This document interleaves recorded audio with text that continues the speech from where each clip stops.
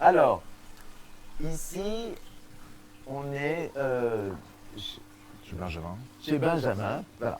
Ici, on est chez Benjamin qui a un stand où lui, ça a été le premier à présenter du mobilier italien plutôt non des années 60, 50, 60. Or qu'à l'époque, personne ne faisait ça. Moi, j'ai trouvé des choses extraordinaires. J'ai trouvé des lustres comme des planétoriums à chaque fois.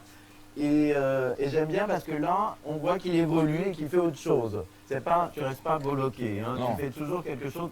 Il y avait des fauteuils en fer qui étaient des grandes marguerites, qui étaient des fauteuils de jardin sublimes, italien. italiens. Et à chaque fois, je me dis, mince, j'aimerais acheter ça, mais j'ai plus de place parce qu'il y a quand même des spécialistes des trucs un peu gros, toi, des objets un peu. Ça arrive. Et alors aujourd'hui, vous faites toujours italien? J'ai toujours fait un peu de français, italien. J'ai même été au Brésil à l'époque où c'était pas encore une table des années 60. C'est vrai, c'est lui le premier à avoir ramené du Brésil des mobiliers 60. Et ensuite, j'ai eu un associé italien, Fabio, avec qui j'ai beaucoup travaillé. On a chiné beaucoup de choses, beaucoup de Gio Ponti à l'époque où c'était pas très connu. On en a d'ailleurs fait une exposition à l'époque. Disons qu'on essaye toujours de trouver des objets un petit peu qui changent de l'ordinaire, un petit peu hors norme. Ça m'arrive aussi d'avoir des objets un peu surréalistes, parce que j'aime bien aussi ce mouvement. Est-ce que quelquefois, en retrouvant des pièces, soit au Brésil, soit en Italie, vous vous êtes aperçu qu'il y a des designers qui aient pu s'inspirer des anciens objets que vous aviez trouvés? Bien sûr. Ça fait partie de notre rôle, entre guillemets. C'est-à-dire que nous, on est des découvreurs d'objets. Et c'est normal qu'il y ait les designers ou les décorateurs viennent aussi puiser chez nos recherches les objets que nous avons choisis, préchoisis. C'est-à-dire qu'on a déjà une sélection. Et alors après, on a des accointances plus ou moins avec des décorateurs avec qui on va retrouver une fibre qui est proche. Et c'est pourquoi d'ailleurs on continue à se voir, on devient... c'est un partenariat et petit à petit après on devient il y a certains vraiment décorateurs qui sont vraiment accrochés à des antiquaires ou des brocanteurs ils savent qu'eux auront l'objet, ils parlent ils disent j'ai besoin de ça et tout ça. C'est ça qui est incroyable, c'est qu'ils font un travail qui sont comme des antennes qui voyagent dans tous les pays pour ramener des pièces extraordinaires qui inspirent ou qui donnent des idées ou qui finissent une décoration, qui donne même le là d'une décoration, parce qu'on peut partir. Moi, je me rappelle, il y avait un mur. Alors, par exemple, ici, racontez-nous ce qui pourrait donner le là d'une décoration. C'est fontaines. Ça, ce sont des fontaines de Guy Lartigue. Ça, ce sont des fontaines de Guy Lartigue. Donc, c'est un sculpteur des années 60-70 qui est toujours vivant, qui doit avoir plus de 90 ans. Et qui s'est spécialisé, qui était sculpteur, mais s'est spécialisé uniquement dans les fontaines. Donc il a fait plus de 300 fontaines dans toute la France. Il a fait les fontaines monumentales, c'est lui qui a fait la fontaine monumentale de Monaco, de Paris 2, et il a fait des plus petites fontaines qui étaient pour des particuliers. Donc ces deux-là étaient composés ensemble et celle-ci était indépendante. Ça, c'est lui aussi qui avait fait les poissons. Les poissons, c'est incroyable. En l'occurrence. Et ça, effectivement, on peut partir des fontaines pour... alors, ça peut être dans un patio, ça peut être dans un... mais même, moi, je trouve dans un hôtel, ça serait beau. Dans un hôtel, dans une entrée, oui. Mais oui. Et puis ça aussi, c'est une inspiration. Alors ça, c'est Louisa Miller, c'est une artiste des années 60, brésilienne. Elle a fait ça dans les années 60 en 12 exemplaires. Et voilà. C'est assez incroyable. Il y en a vu un qui était exposé au PAD l'année dernière, à PAD de Paris. On peut supposer, Vincent, que pour décorer une maison comme ça, alors il faut tomber mais en silence. Donc on peut supposer, Vincent, que pas certain l'objet peut réaliser tout un décor après. Oui. Ça peut être l'élément déclencheur. Oui, tout à fait. Surtout, moi je me rappelle, il y avait une fois des sculptures murales en bois qui étaient extraordinaires. Ah oui, c'était très beau. Et ça, moi, si j'avais eu un chantier, je savais déjà que je ferais partie de ça pour faire tout un décor. Ça m'amuse parce que par exemple, des gens comme quand j'ai fait le Montana avec Olivier Zam et André, ça aurait été tout de suite un objet que j'aurais pris. Parce que c'est ça, il y a des gens aussi, on sait, qu'ils aiment ce genre de choses et tout ça, mais après, moi, il y a une différente manière de travailler. C'est celle où un objet de point de départ et il y a après un truc qui est pire. C'est quand il vous manque des objets, qu'on fait 15 fois le tour des puces à chercher la console à la bonne mesure, le truc, parce que ça c'est diabolique. Ça, effectivement, bah, déjà il y a les éléments, les pièces maîtresses qui viennent, qui sont là pour marquer les points forts. Et ensuite, effectivement, il faut. Voilà, je vous en prie. Ça arrive aussi. Alors, lui, il a un objet que j'adore. Ah, te voilà, toi, je passe après dans ton stand. Ok. C'est cet œil que je voulais prendre pour la décoration, justement. Merci. Bon, ben voilà, ça, c'est un objet, moi, qui me touche. Et en plus, je sais exactement comment je pourrais le placer dans une décoration. Je lui avais demandé, justement, pour le stand de là-bas, mais ils y sont pas. Enfin bon. Ça se place comment un objet comme ça, Vincent? Oh bah ça se place très facilement. Ça, on met cet objet, ça vous fait une pièce. Parce qu'on met une console en dessous et c'est fait. C'est un objet tellement extraordinaire. Et là, une autre chose, une tapisserie aussi que j'adore. Celle-là, j'en rêve depuis très longtemps. C'est beau. C'est de qui? C'est une tapisserie d'un artiste français qui s'appelle Éric de Freycinet.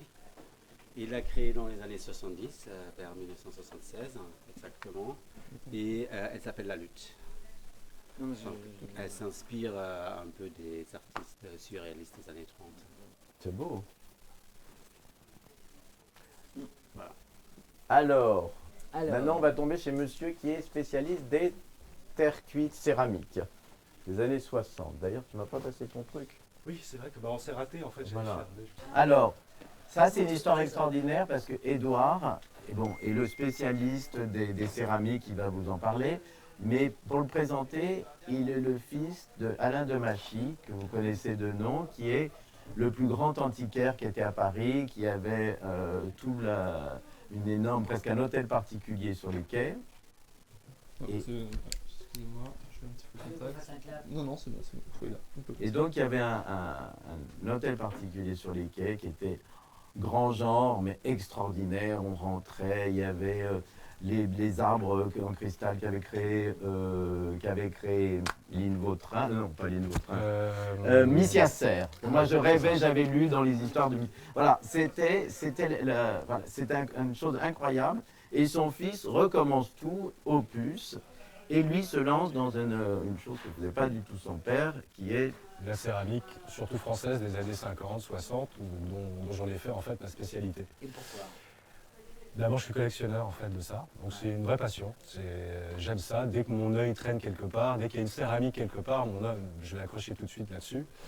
Et donc collectionneur, donc marchand aussi, parce que c'est ce qui me permet de faire tourner un peu ma collection et de pouvoir être en chasse tout le temps en fait. Et je suis également aussi expert dans ce domaine-là. Alors, on traîne de certaines salles de vente. avec une Oui, trouvaille. venez. Alors, on va vers le Madoura peut-être. Montre tout, c'est tellement... Alors bah oui, parce que c'est assez. Bon, on peut commencer peut-être déjà ici avec le petit ensemble qui est là de Paul Chambost. Donc Paul Chambost qui fait partie, on va dire, des cinq grands céramistes français de cette période-là, donc des années 50-60. C'était un céramiste qui avait juste une grande diversité en fait dans ses formes, et je trouve qu'il y a aussi une grande poésie dans ses objets, notamment dans une série que je n'ai pas ici, mais qui s'appelle Les Vases Corolle. Si vous les avez pas, faut pas m'en parler parce que je pourrais pas les montrer. D'accord, c'est pour expliquer un peu en fait la fantaisie de l'artiste. Après, on a aussi des pièces, par exemple, qui sont des années 30. Elles sont même datées 1928, celle-ci, d'un certain Robert Lallemand, qui est un grand céramiste art déco français. Et là, on est sur des pièces qui sont complètement constructivistes. c'est sublime. en Ça, c'est des biscuit. sculptures. C'est des sculptures, complètement. Est-ce qu'il y a un petit retour à la céramique Oui, ça fait déjà... Non, mais là, c'est gigantesque le retour de la céramique. Ça a pris des proportions. Ça a Absolument. commencé un peu avec le goût Valoris et tout ça. Et après, les gens sont devenus vraiment spécialistes et maintenant, ils comprennent la valeur parce qu'il lui, il vend des objets quand même qui sont assez chers parce qu'il sait ce que c'est. c'est un collectionneur. Mais c'est ça que j'aime bien, il a dit ça tout à l'heure. Et en fait, on s'aperçoit que les antiquaires, ils sont collectionneurs. Donc ils aiment leurs objets. Quand ils les achètent, c'est qu'ils les aiment. Et parfois, ils ont du mal à s'en séparer et tout ça. Et c'est ça qui est bien, c'est que c'est des vrais passionnés. Est-ce que vous pensez que des gens comme vous ont pu faire en sorte que les gens à nouveau se tournent vers la céramique, aidés par les décorateurs? Bien sûr, on y contribue fortement. Ne serait-ce que par exemple ici, avec le passage des gens, il y a beaucoup de gens qui passent, qui ne connaissent pas, qui aiment ça, et donc ils sont très demandeurs d'informations, de connaissances, de culture en fait dans ce domaine-là. Donc c'est vrai, j'apprends à pas mal de gens et j'en fais en fait des futurs collectionneurs. Voilà. Simon Vincent. Alors là, je vous emmène dans un stand qui est spécialisé dans les verres et les assiettes. Et c'est Nicola Giovannoni. Vous verrez, si je vous ai parlé de sa mère qui fait les draps et les nappes. Bonjour Nicolas. Bonjour Vincent, comment vas-tu? Ça va. Et alors, chez lui, tous les grands décorateurs, tous les collectionneurs, tout le monde vient chercher des verres et des assiettes. Mais c'est incroyable, je veux dire. On y rencontre tout le monde dans ce stand. Et ce qui est insensé, c'est que il est spécialiste, mais en même temps, il n'est pas cher. Je veux dire, c'est pas ça. Il vend des choses de qualité, mais c'est des prix qui sont les bons prix. Et il n'y a pas besoin. Pour une fois, avec lui, on n'a pas besoin de marchander, parce qu'il est très honnête et il fait son. Et j'ai des amis qui ont des armoires pleines. Geneviève et Pierre Hébé, qui sont un grand collectionneur, ont des armoires pleines de ces services. Caroline Sarkozy vient ici.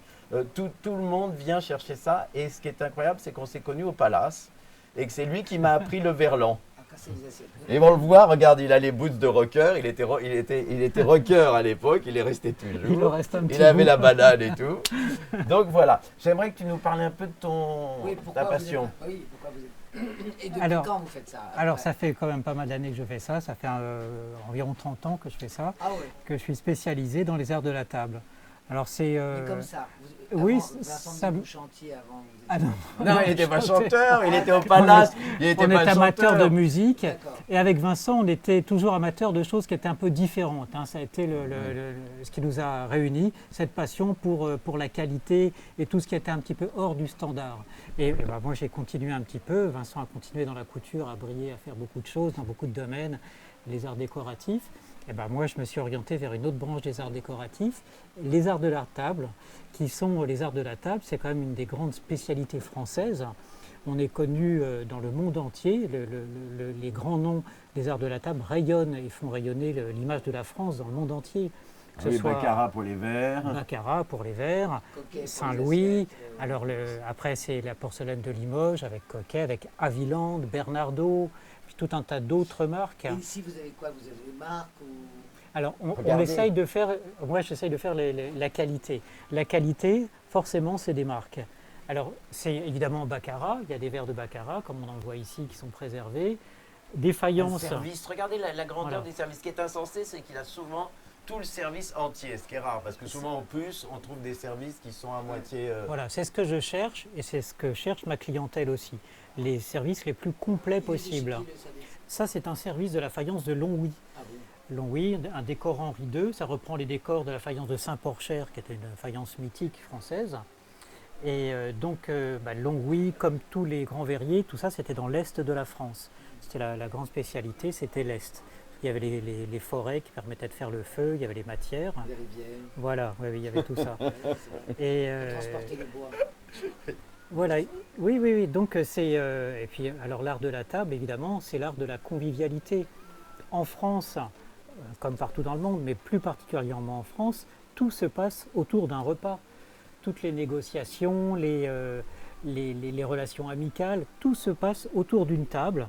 À essayer. Et la conversation, surtout. Et voilà, oui. La conversation. La conversation suit. J'en étais vraiment les. Regardez ces services. Ça, c'est quoi, là, tout ce cristal qui Alors ça, brille? c'est un service de Baccarat, c'est Voilà, du c'est cristal vraiment- taillé de Baccarat. Donc ça, c'est des heures et des heures de travail pour réussir à avoir une qualité comme ça. Aujourd'hui, beaucoup de ces modèles ont été arrêtés parce que ça a un coût de production beaucoup trop élevé. Et donc, ça fait la joie de ceux qui reçoivent, des Alors- collectionneurs aussi. Moi, j'ai acheté chez lui des services. Moi, j'aime bien quand il y a un bord doré. Par Ah exemple, oui. comme il y a là, Voilà. tombeau doré avec des chiffres, ça c'est mes trucs préférés. J'ai acheté une carafe et il y avait une étoile dessus, c'est un rêve. Oui, mais très chic, hein, Ouais. comme tout Mais- ce que tu fais. Oh, tu parles. En tout cas, Ça lui ce qui- correspond bien. ce que j'aime, c'est qu'il n'est pas bloqué, non, on voit, parce que là on voit un style, mais il peut avoir des choses des années 60, des choses des Oui, années c'est ce que 30. j'allais lui demander, C'est ouais. pas bloqué, je veux dire, c'est des Ça doit être très vivant, hein, Oui. les verres de la table vivants. Et en fait, c'est très souvent des choses qui sont intemporelles. Donc ça peut être de l'art déco du 18e, voire du 1970-80, mais c'est des lignes intemporelles qui se mélangent avec tout. Mais Et il ça. faut souvent oser Regarde le ce faire. service à thé rose, et c'est dément ça, avec les chiffres. Voilà les et tout. couleurs. Oh, Ouais. c'est beau, hein? Au-dessus, on a même un peu de mode. Baccarat qui a travaillé avec la mode. Tu as vu, c'est les flûtes. Non, regarde, là il en a là, ces petits verres roses, c'est ravissant. Là. Ça, c'est d'une qualité, ouais, grande qualité. Moi j'adore ton service à thé, là, on Un peu dirait saumon, le ouais. service à thé d'une star des années 40. Oui, c'est un peu ça. Et en fait, ça, c'est vers 1860 comme époque. Ah bon? Ouais. C'est 1860. Tu vois que Je voyais des choses des années 40 en Ouais, fait. oui. Tu Ouais, vois ouais. que je ne suis pas connaisseur, Mais Viviane. non, mais on n'a pas Parce que besoin. moi je vois, tu vois, il me dit c'est 1800 et moi je vois ça 1940. Alors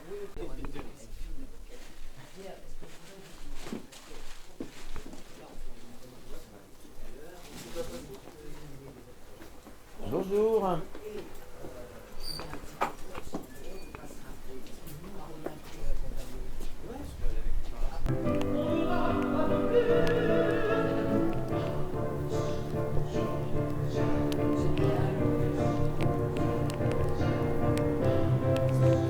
Mais c'est peut-être pas eux, hein.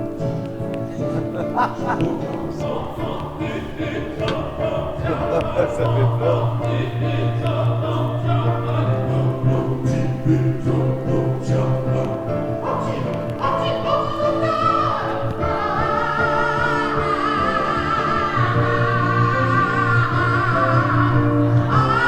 Ah, si, c'est-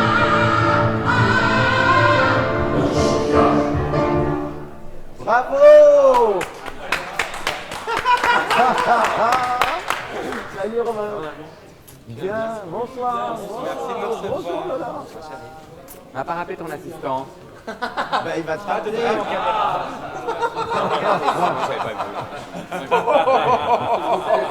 Alors, Tu me dois 5000 euros. 5 000. Je te tiens mon petit chèque. Oui, je vais te donner ton chèque. Je vous présente la bande de Madame Arthur. Alors, ils vont faire un spectacle ce soir. En l'honneur de votre belle soirée. Voilà. Oh, C'est notre vie. Une autre vie, vous avez été formidable. Mais je continue. Mariage de ma il continue. Plutôt que de changer, En de Lola. devenir de métiolé. Il était au Et mariage Romain, de ma c'est deux personnages extraordinaires. Ils remontent le Paris, les nuits parisiennes. Grâce à eux, on revit. C'est comme les bulles dans le champagne. Voilà. C'est notre champagne. Et vous avez préparé quoi comme spectacle ce soir? Bah, c'est les chansons qu'on fait chez Madame Arthur ou au Divan du Tu Monde. veux qu'on leur mette un micro? Ils se le On va passent. peut-être les voir, on va pas avoir trop de temps, mais on peut les voir peut-être chanter. Ou je sais pas. Bah, sur scène. Vous restez après ou vous partez Non, moi je vais Ah, toi, partir. tu resteras, tu peux les filmer ce soir. 21h30. Ah oui, il sera plus là. Tu me laisses ta caméra? 21h30, on sera plus là. Bon, alors, tant qu'à choisir, je préfère que ce soit Montréal qui défende la chanson française. Tu sais que Non, Mauriane est dans les crevettes. Ça me paraît normal. Mais oui, tu sais, le film des maillots de bain. Non, mais là, il faut qu'on vous voit un peu. Les crevettes répéter, pailletées, là, tu comme sais. tout à l'heure. Bah, on peut répéter. La piscine. ça fait péter ou Ah oui, Bibi. Ah ça c'est une très bonne idée, on peut faire les femmes ça fait péter. Ça nous répète tous. Ah, Oui, bah absolument. voilà, Ça, les vous femmes, avez ça que fait Michel en péter. groupe. Et je Voilà. vous accompagne, on y fait tous Très bien. ensemble. Allez, allez-y. Allez. On a pas. C'est quoi les paroles déjà? Mais est-ce que c'est pas un peu, est-ce qu'il faudrait pas un truc qui swing? que ça fait péter. Mais vous avez pas un truc plus drôle? Ah bah c'est pas très drôle pour toi. En plus à côté de cette très belle chose, on peut te la chanter à table si tu veux. Oh mon Dieu. Je vais vous prendre la petite bouteille d'eau alors.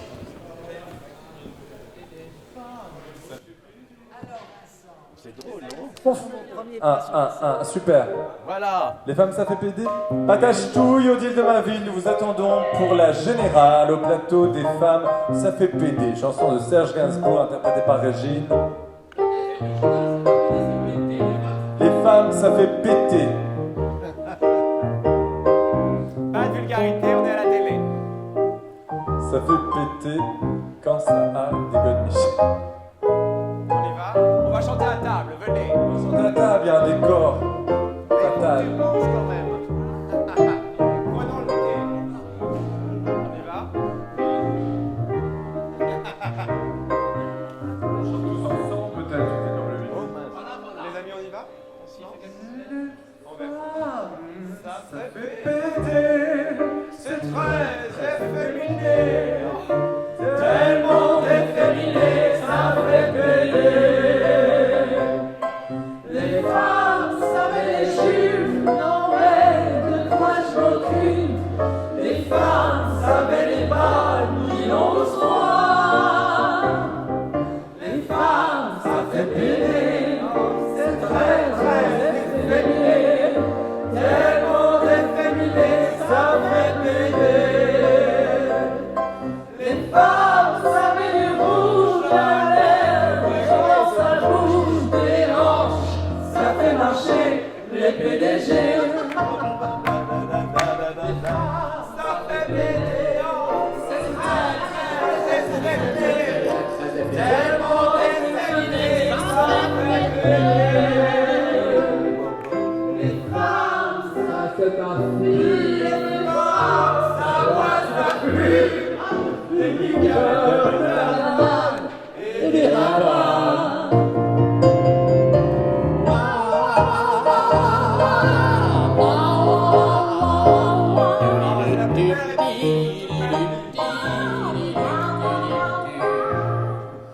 Les femmes, ça fait péter. C'est très péter. Tellement efféminé, ça fait péter. Les femmes, ça fait. Oh là là, qu'est-ce que j'ai mal au ventre. Oh là là, qu'est-ce que j'ai mal au ventre. Ah, je sais pas ce que c'est sûrement un sorbet aux fruits rouges. C'est une lentille corail que t'as du mal à digérer, mon. Tellement efféminé.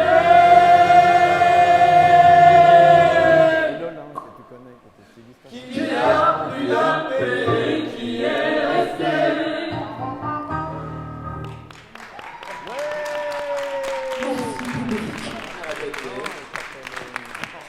Ça manquerait pas un peu de tonicité à la fin?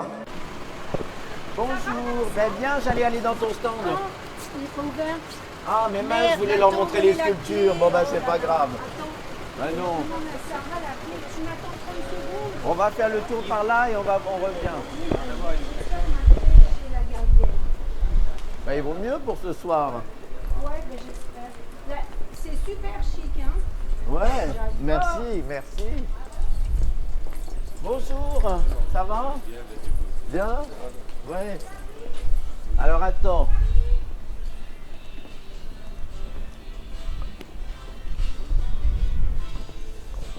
Alors, j'ai essayé de vous trouver un endroit où il y a des gens quand même. C'est dommage, ici c'est mon marché préféré. Parce que c'est celui qui est le plus authentique. Oui, c'est celui où il y a vraiment un mélange, on peut faire des affaires. Et c'est des gens... il y a très très bizarrement, ici c'est la spécialité, c'est l'argenterie. Ouais, cette dame qui est fermée, c'est de l'argenterie, il y a beaucoup de ça. Il y a ma préférée qui est là, mais qui est fermée aussi, qui est Madame Giovannoni qui vend les draps. Et puis, je vais voir si Hélène est ouverte. Et ça veut dire quoi authentique par rapport à tous les autres? Ben, ça veut dire que pour moi, ici, c'est le marché des puces de mon enfance. Ah d'accord. Parce que les autres, là-bas, il y a de la mise en scène, ils connaissent, voilà. Tandis qu'ici, c'est vraiment la brocante. D'accord. Il y en a certains qui sont, vous avez vu, comme des antiquaires quand même. Et tandis que ceux-là, c'est des vrais brocanteurs. C'est pas... c'est vraiment des objets du hasard. Parce que le départ, c'était quand même les chiffonniers, enfin, ce qui a présidé à tout Oui, ça. vous avez vu le film avec Fernandel? Oui, les vendeurs ici dans les années 20, mais c'est génial. Ouais. Et on voit vraiment les puces. Je crois que ça se passe vers la Maison Jaune où on était tout à l'heure. Et pour moi, c'est un peu ça ici.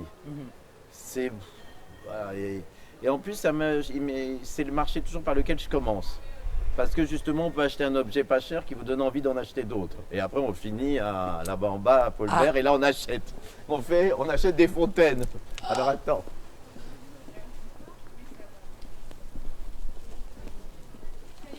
François, si tu veux qu'on y aille. Oui, alors attends, je Quel retire le sabre, costume. parce que là, avec le sabre, ça va être... Hélène, elle est ouverte? J'accueille avec un couteau. Oui, avec un couteau. Alors. Un couteau, c'est la gorge. Je le Oh, prends directement. bon, d'accord. Heureusement, les spécialistes de l'argent. On est chez les pirates. Mais à une époque, j'ai volé, mais je ne vole plus. Maintenant, je paye. En tout cas, je me rappelle, j'ai acheté, je crois que c'est chez votre père, non? Exactement. J'ai acheté chez son père des carafes des années 30 où le dessus était en argent et le reste était en cristal, totalement moderne. Et vous êtes un des tout premiers marchands d'argenterie du marché Garnison. Aujourd'hui, maintenant, il doit y avoir à peu près 9 stands. Tu vois, c'est ce que je disais, Voilà, c'est vraiment ça devient- spécialisé c'est l'argenterie. spécialisé un peu plus sur l'argenterie, mais antérieurement, il y avait très peu de marchands. Donc ça, ce stand maintenant, il s'appelle la puce d'argent. C'est on vend de l'argenterie au puce, c'est simple pour s'en souvenir quand même. Oui, non? Voilà, Oui. si, la puce d'argent de l'argenterie au puce. Ah, voilà, la puce, et donc, voilà, on est un d'argent. peu spécialiste de la chose ici, quoi. C'est incroyable. Comment ça se fait que ce soit la spécialité d'argenterie ici? Ici, le hasard. Le hasard, je pense. Juste le hasard, les gens, l'avenue, l'ambiance, et puis petit à petit, voilà, il y a une synergie qui se fait. Et puis, Attends, je crois qu'il y a deux personnes qui se rencontrent. Donc, voilà. Des gens du monde entier, et puis des marchands. Puis voilà. Et puis surtout, son père a lancé ça. Et au début, c'était voilà, un stand du coin de Vernaison. Et je crois qu'il y a aussi, souvent les marchands, ils s'impressionnent les uns des autres. Souvent, il y en a un qui commence à faire du 60, après le stand d'après commence à faire du 60. Et c'est une épidémie de 60. Après, on n'en peut plus, il y en a trop. Ici, ça va, il n'y a pas trop d'argenterie. Et ce que j'aime bien ici, c'est qu'il a vraiment des objets de toutes les époques en argent. Je vous invite, allez-y. Ah oui, donc c'est dément. Il y en a un petit peu. Il y a de quoi trouver son bonheur. Regardez, c'est incroyable. Et tu as repris le stand quand? Je l'ai ouvert le 11 septembre 2001. 2001. Je m'en souviens bien. C'était une belle journée. Donc, c'était logique pour vous de prendre la suite de votre père? Pas du tout, parce qu'avant, l'Antiquité, c'était un métier où ils étaient c'était dur de donner de la crédibilité sur le métier, tout était mélangé. Et donc, j'ai pris l'option de me dire, moi, si j'étais client, je viendrais ici, j'aurais pas confiance. J'aurais pas confiance parce que quel est le prix, quel est l'objet, c'est dur d'avoir une sécurité psychologique. Et du coup, je me suis dit, pour un client, déjà, ce qui va le rassurer, c'est de voir un spécialiste dans un domaine. Donc j'ai choisi l'argenterie par hasard parce que ça brillait et que je trouvais ça beau. Mais c'est pas parce que ton père faisait ça déjà? Il faisait ça, il aimait bien, mais il n'était pas spécialiste, il était ouais. assez généraliste. Donc même s'il avait un peu plus d'argenterie, c'était pas le corps de métier. Ouais. Maintenant, ça est devenu uniquement parce que ce qui comptait pour moi, c'est du petit objet à 5 € à celui à 50 000, que le client arrive à faire son fil de l'histoire et à le comprendre. Parce que moi, je ne comprenais pas. Donc je me suis mis à la place du client et j'ai essayé de refaire ce cheminement. Et c'est pour ça que je suis devenu spécialiste, puisque le petit client qui a 5 € aujourd'hui, peut-être demain, on ne connaît pas sa vie. Il peut devenir riche et venir dépenser 50 000 aussi. Donc c'est ça qui la preuve, moi. Exactement. Vous disiez tout à l'heure que les jeunes qui achetaient des baskets à côté pouvaient être tentés par l'argent. Exactement, il faut voir la synergie. Le Père Noël, c'est pour tout le monde. Ça veut dire qu'il passe ici, il peut y avoir des baskets, des vêtements vintage, du bijou. Un jour, vous êtes un couple, un jour, vous êtes célibataire, un jour, vous faites du sport.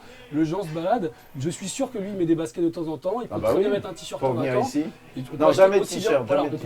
Regardez, moi aujourd'hui, je suis en Nike. On ne devrait pas dire, je suis en paire de baskets. Non, et ça ne m'empêche pas de travailler dans une Vous dites pas là qu'il n'y a aucun problème pour que des jeunes qui a priori ne s'intéressent pas à ce domaine, en fait, s'y intéressent. Mais on peut très bien les éduquer, il faut juste leur donner envie, ils n'ont pas la connaissance. On ne fait pas des cours d'art de la table à l'école, on ne fait pas des cours d'art culinaire à l'école non plus. Donc Et d'ailleurs, on devrait faire ça, parce que de faire que des chefs, et ça serait plus intéressant de passionner les jeunes sur les métiers d'art.